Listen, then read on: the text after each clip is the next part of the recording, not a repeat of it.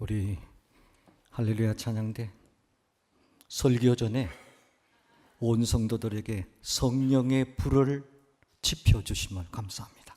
박수합시다.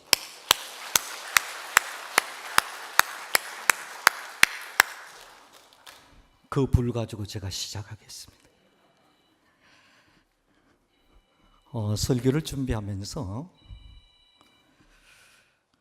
과거에 연합여전도회 여름신앙수련회 주제글을 생각했어요.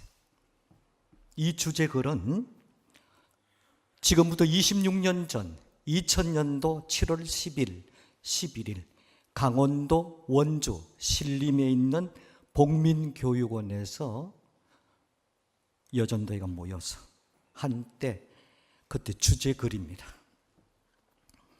이 주제글 속에 오늘 제가 간절한 마음이 다 담겨 있습니다. 주제는 오늘 제목 그대로입니다. 성령의 불 지르소서. 성령의 불 지르소서. 천지를 불 지르소서. 당신의 숨결 성령으로 활활 타는 불길, 끄지지 않는 사랑의 불, 오직 당신만을 사랑하는 타는 불길 하나만으로 세상의 부귀영화 권세 욕망 태우고 불태워 없애버리고 믿음의 불씨 하나만으로 세상 끝날 마지막까지 당신의 체온 가까이 살아서 활활 타는 꽃 부리게 하십시오. 성령의 불 지르소서. 탄식하며 울부짖는 우리들 영혼의 자유를 위해 온몸과 마음을 불태워 당신 앞에 순결해진 꽃 부리게 하십시오. 눈물 나도록 돌았으면 쌓이는 이 죄의 사슬에서 도망치도록 싶도록 무섬쩍 나는 이 삶의 둘레에서 헤어나지 못하도록 꽁꽁 묶여있는 죽음보다 겪기 힘든 이 절망의 고통에서 생살 아린 아픔으로 태우고 불태워 새롭게 태어날 구원받은 목숨 성령 안에서 꽃부리게 하십시오. 성령의 불길 활활 우리들의 영혼 불꽃으로 성령의 불 질러 주소서. 아멘. 찬양이 이미 불을 점화시켰습니다. 오늘은 성령 강림주일입니다. 요한복음 14장 18절에 예수님께서 잡혀 십자가를 지시기 전 제자들과 마지막 미팅이 있었습니다. 마지막 만남에서 내가 너희를 고아와 같이 버려두지 않겠다라고 하셨습니다. 고아와 같이 버려두지 않겠다. 그리고 요한복음 14장 16절 말씀에 다른 보혜사를 너에게 주사 영원토록 함께 있게 하셨으니 라고 말씀하셨습니다. 순간이 아닙니다. 영원입니다. 창조부터 영원한. 오늘 이 말씀의 배경은 성령 강림절의 배경은 이런 겁니다. 예수님께서 아직 연약한 제자들이 누구의 손에 붙들려 살아야 할 것인가에 대한 권면의 말씀으로 보혜사 성령님을 보내주시겠다라고 말합니다. 이 말씀대로 부활 후 50일 되던 날에 성령님이 제자들과 교회에 강림하셔서 제자들에게 능력과 확신을 주셨습니다. 그로 인해서 교회가 태동하게 되었습니다. 오늘 성령 강림주일의 예배에 참석한 사랑하는 성도 여러분, 꼭 기억하시기 바랍니다. 모든 그리스도인들, 모든 것입니다. 모든 분들입니다. 모든 그리스도인들은 성령님 없이는 예수님을 주님이라고 고백할 수가 없습니다. 성경은 이렇게 말합니다. 고린도전서 12장 3절 말씀에 보면 성령이 아니고는 누구든지 예수를 주시라 할 수 없다라고 기록되어 있습니다. 누구든지입니다. 그런 의미에서 여러분들이 이 자리에 나와서 오늘 예배 드리는 것도 성령님의 역사로 이끌림받아 이 자리에 온 겁니다. 내가 예수 믿는 것은 내 의지가 아닙니다. 지성이 아닙니다. 영성에 의해서 내 자신이 예수를 믿게 됐습니다. 우리가 살아가는 오늘 이 시대는 인류 역사상 가장 많은 지식을 가진 지식 폭발 시대, 곧 AI 시대에 살아가고 있습니다. 손안에 작은 핸드폰 하나만 있으면요, 세상의 거의 모든 정보를 순식간에 얻을 수 있습니다. 모르는 것이 있으면 AI에 챗 GPT에 들어가서 물으면 검색하면 됩니다.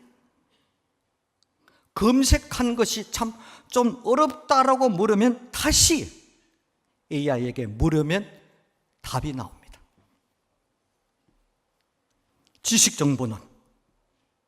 지식은 어느 때보다도 넘쳐나지만 한 가지 문제입니다. 영적으로 현대인들은 어떻게 살아야 하느냐는 본질적인 질문 앞에는 깊은 혼란 속에 빠져 있습니다. 삶의 방향을 잃어가고 있다라는 말입니다.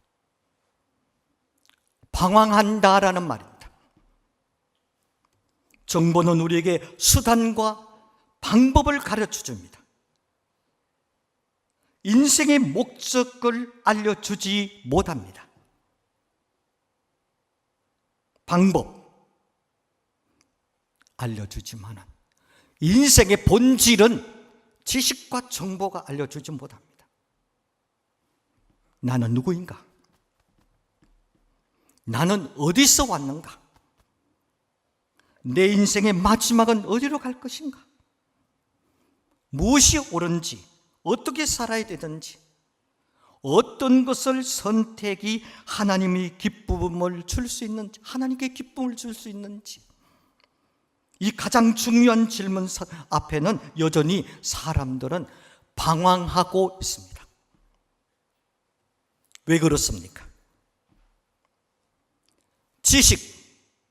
지식은 많아졌지만 지혜는 감소하기 시작했습니다. 인간이 단순화되는 것 같지만 인간으로서 고민해야 될 고민이 상실하기 시작했습니다. 속도는 빨라졌으나 삶의 방향은 굉장히 모호해졌습니다. 이런 영적 미로 속에서 예수님이 우리에게 주신 메시지입니다. 진리의 성령을 보내주시겠다라고 한 겁니다. 오늘 우리에게 보내주겠다는 겁니다. 진리의 성령님을 보내주겠다. 예수님께서 말씀하십니다. 요한복음 16장 13절 말씀에 그러나 진리의 성령이 오시면 너희를 모든 진리 가운데로 인도하시리니. 지식은 정보를 주지만 성령님은 지혜, 진리를 깨닫게 만듭니다. AI는 지식을 분석할 수 있지만 진리를 깨닫게 하지는 못합니다. 성령님은 단순한 지식 정보를 주시는 분이 아닙니다. 우리 삶을 진리의 방향으로 이끄시는 분이 성령님이십니다. 진리가 무엇입니까? 진리가 뭡니까? 예수님께서 이렇게 말씀합니다. 나는 길이요 진리요 생명이다 라고 말합니다. 내가 진리라는 말입니다. 예수 그리스도 안에 인간의 참 진리가 다 포함되어 있다는 메시지입니다. 무엇이 옳은지 분별하고 판단하고 선택하고 결단하게 하시고, 무엇이 하나님의 뜻인지를 깨닫게 하십니다. 우리의 삶의 방향을 바로 잡아 주시는 것입니다. 아니, 무엇이 영원한 것인지를 깨닫게 만들어 주시는 분입니다.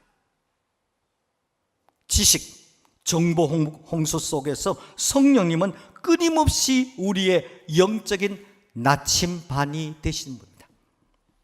내비게이션 영입니다. 말씀을 깨닫게 하시고 삶의 방향을 설정해 주시고 나를 인도하십니다. 가까이 함께 하시는 분이십니다. 지식의 정보는 머리에 어떻게든지 많이 채우는 겁니다. 많은 것을 요구합니다. 그러나 지혜는 삶을 변화시키는 겁니다. 바른 것을 늘 추구하게 만드는 것입니다. 성령님은 우리를 지혜롭게 하시면서 우리 인생을 바르게 인도하시는 분이십니다. 성령님은 인간 마음속에 진리를 이렇게 이게 진리다라고 비추어 주십니다. 그리고 말씀을 깨닫게 하십니다. 더 나아가서 삶의 방향을 바르게 보게 하시는 분이십니다. 요한복음 14장 26절 말씀입니다. 보혜사 성령님께서 모든 것을 가르치시고 생각나게 하신다.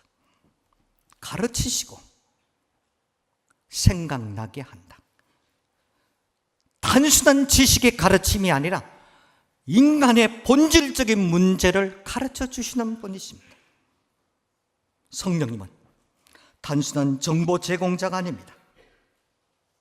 우리와 함께 아파하시고 탄식하시는 보혜사 되십니다. 위로자입니다. 그분은 우리 인생의 조력자가 되시는 분이십니다. 내 삶의 옹호자가 되십니다. 아니면 때로는 대언자가 되시는 분이 보혜사 성령님이십니다. 인격의 영, 공허한 마음을 채우시는 동행자 되시는 성령님. 우리가 방향을 때로는 잃고 낙심할 때 성령님은 우리 영혼에 하나님의 사랑을 부어주십니다. 내가 너 사랑하고 있다. 힘드니? 내가 너 사랑하고 있어. 로마서 5장 5절에 이렇게 말합니다. 우리에게 주신 성령으로 말미암아 하나님의 사랑이 우리 마음에 부은 바 됨이니. 성령님은 하나님의 그 사랑을 우리 마음속에 부어서 살아갈 수 있는 용기를 주는 겁니다. 인간은 밥 먹고 사는 존재가 아닙니다. 인간은 사랑을 먹고 사는 존재입니다. 인간의 인격적인 존재의 근원인 사랑의 줄이 끊어지지 않고 나 너 사랑하고 있어. 성령님과 인격적인 만남을 있을 때 비로소 삶의 의미를 되찾게 됩니다. 다시 일어날 용기를 얻게 되는 것입니다. 보혜사 성령님은 우리 곁에서 우리 마음을 위로하시며 늘 이렇게 어루만져 주시는 분이십니다. 로마서 8장 26절 27절 말씀입니다. 이와 같이 성령도 우리의 연약함을 아시나니 이는 성령이 말할 수 없는 탄식으로 우리를 위해서 친히 간구하시느니라. 마음을 살피시는 이가 성령이 하나님의 뜻대로 성도를 위해서 간구하십니다. 오해하지 마시기 바랍니다. 나 혼자 기도하는 것 같지만은 성경은 성령님께서 나를 위해서 기도하고 있다는 겁니다. 너무 괴롭고 고통스러울 때, 너무 힘들고 기도마저 나오지 않을 때 성령께서 내 마음속에 잠잠하게 왜 그러니? 나 있잖아. 내가 있잖아. 사람은 이해하지 못하더라도 성령님은 우리의 눈물과 탄식을 아시는 분이십니다. 기도조차 나오지 않을 때 성령님은 말할 수 없는 탄식으로 우리를 위해서 간구하십니다. 조용한 침묵 속에서 눈물이 날 때가 있잖아요. 너무 엄청난 문제 속에서 혼자 감당할 수 없는 사건 모든 속에서 하나님 어떻게 하지요? 요란한 기도가 아니에요. 하나님 어떻게 하지요? 그때 남몰래 흘리는 눈물이 나기 시작하는 겁니다. 성령님께서 나를 위해서 위로하시는 간구입니다.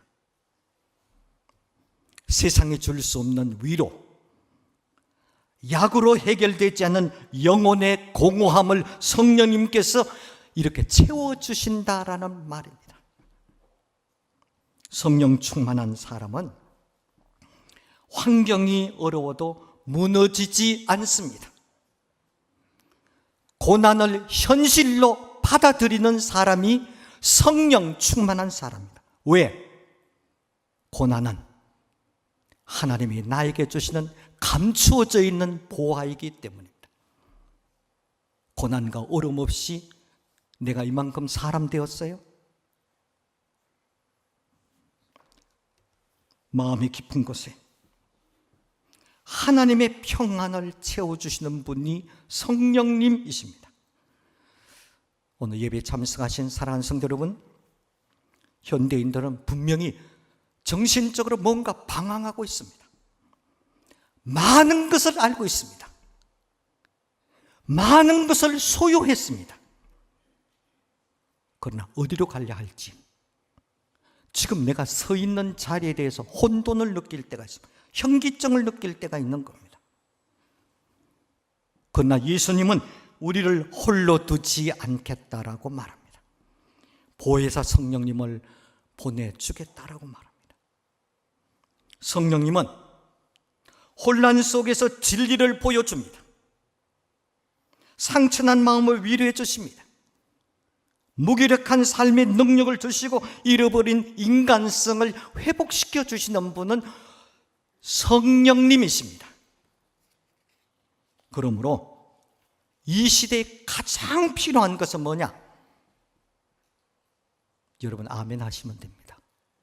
성령 충만입니다. 에베소서 5장 18절 말씀입니다.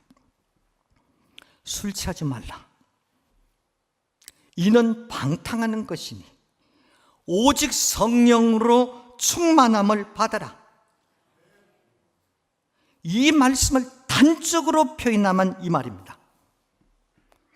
너는 무엇에 취해 살아가고 있는가? 너 인생 지금 무엇에 미쳐가고 있느냐? 무엇에 취해 살아가고 있느냐는 질문이 술 취하지 말라. 이 말씀은 단순히 음주 자체를 넘어서 자기 통제력을 잃고 다른 것에 지배당하는 상태에 대해서 성령님이 건심하고 있는 겁니다. 이 말씀은 단순한 윤리 문제와 생활 지침이 아닙니다. 아니 성경 진리 문제를 가지고 음주 문제 가지고 심각하게 그런 문제 차원이 아닙니다.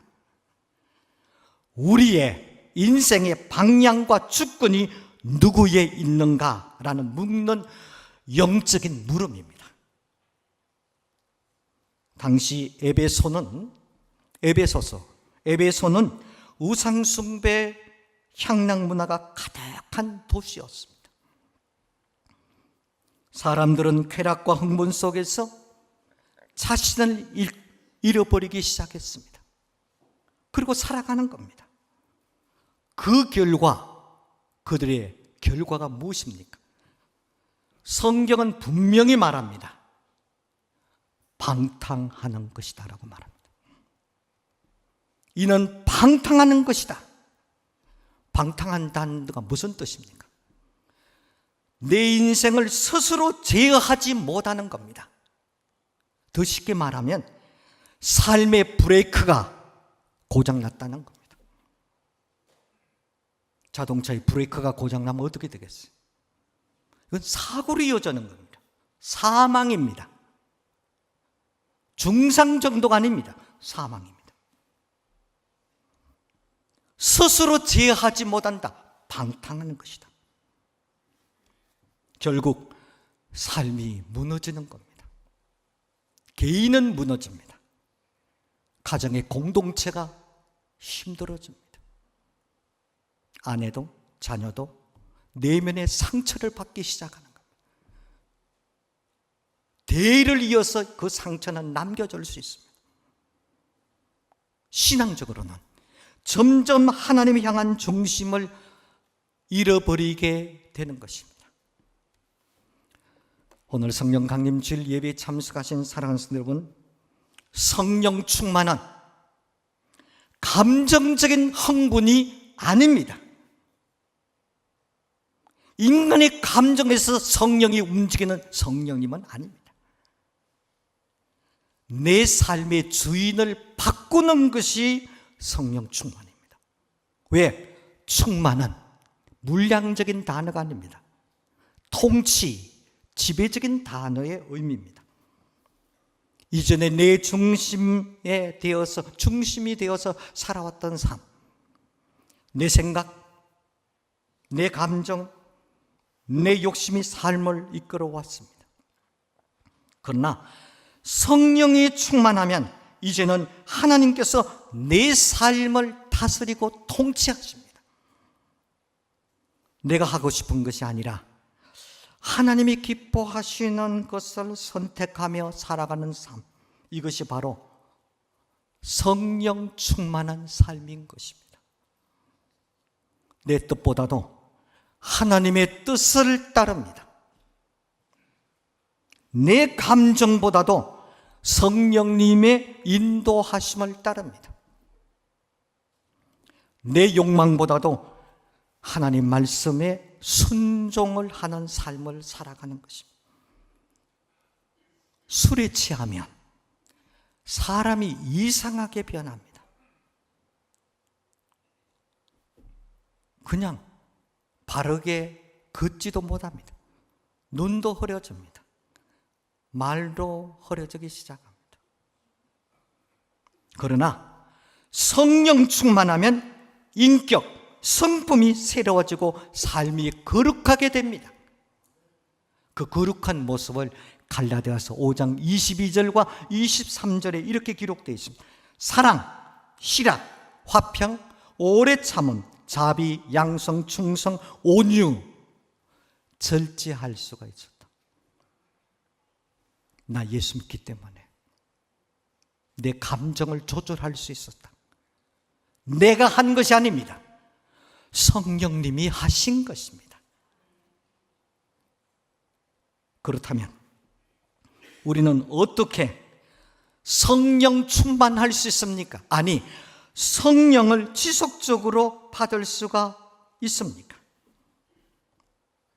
말씀 안에 거하여야 됩니다. 하루의 삶의 속에서 성경 말씀 한 절이라도 그 말씀을 붙들고 주여 감사합니다. 이유는 하나님 말씀은 성령의 통로가 되기 때문입니다.